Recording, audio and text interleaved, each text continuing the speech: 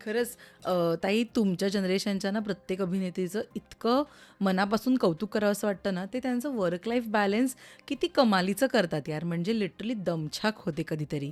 ज्या क्षेत्रात तुम्ही काम करता तिथे वेळेची कमिटमेंट खूप मोठी आहे. यायच्या जायच्या वेळा नाही आहेत.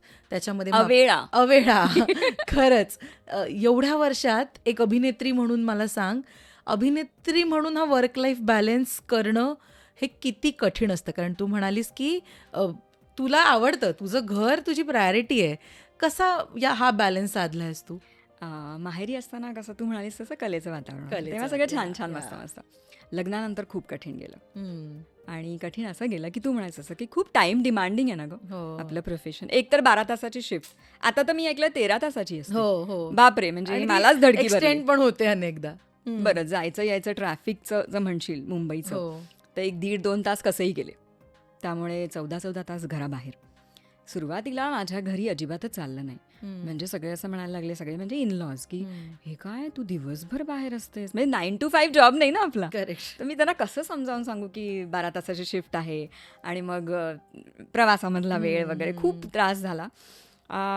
पण कसं असतं ना, आपणच थोडासा तो त्यांचा विश्वास कमवावा लागतो, अर्न करावा लागतो.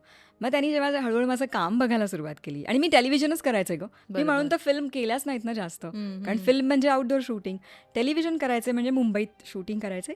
त्यामुळे एक 7-8 वाजता संध्याकाळी आपल्या घरी आपल्या परिवाराबरोबर. ठीक आहे, हे नियम माझे मी लावून घेतले. कारण पुन्हा कसं आहे की माझे जे इनलॉज होते सासर, ते काही या क्षेत्रातलं नाही आहे. बरोबर.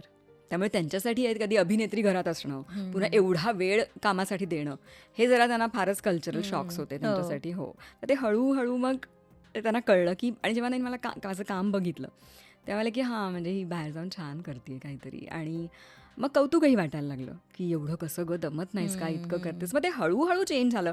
पण सुरुवातीचे काही वर्ष खूप कठीण होतं माझ्यासाठी, आणि मग नंतर मुलगी झाली, हो. त्याच्यामुळे अजून जबाबदारी वाढली. मग सही झाल्यानंतर तर मी जवळजवळ 4 वर्ष घरीच होते. सही झाल्या. हो हो. त्यानंतर अधुरी एक कहाणी हॅपन्ड. येस. आणि तू म्हणतेस असं मी थोडीशी यंग दिसते, त्यामुळे थोडीशी यंग दिसत असल्यामुळे थोडं लेट काम सुरू जरी केलं तरी मला भूमिका मिळाल्या हिरोईनच्या. त्यामुळे जरा मी वाचले ना, तर मग खूप त्रास झाला असता. आणि खरंच म्हणजे 4 वर्षाचा ब्रेक आत्ता नाही कोणी विचार करू शकत घ्यायचा, कारण out of site out of mind हे चक्र चुकलं नाहीये कोणाला. तेव्हाही मला खूप बोलले, हो. काय असं कोणी सुट्टी घेतं का एवढी. पण आता तू म्हणतेस जसं प्रायोरिटीज प्रत्येकाच्या आहेत, तसं आईबाबांनी शिकवलं होतं, घर पहिलं. त्याच्यामुळे आता मुलगी झाली म्हटल्यावर तिचं व्यवस्थित संगोपन होणं खूप गरजेचं होतं ना.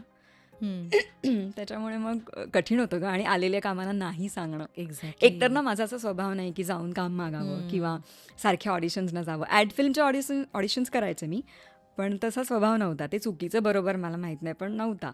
त्याच्यामुळे आलेलं कामाला नाही सांगायचं खूप कठीण जायचं, रडायला यायचं लिटरली. पण मी असं म्हणायचं की नाही, माझी जबाबदारी आत्ता ही आहे. जबाबदारीपेक्षाही आवडीची प्रायोरिटी आहे माझी.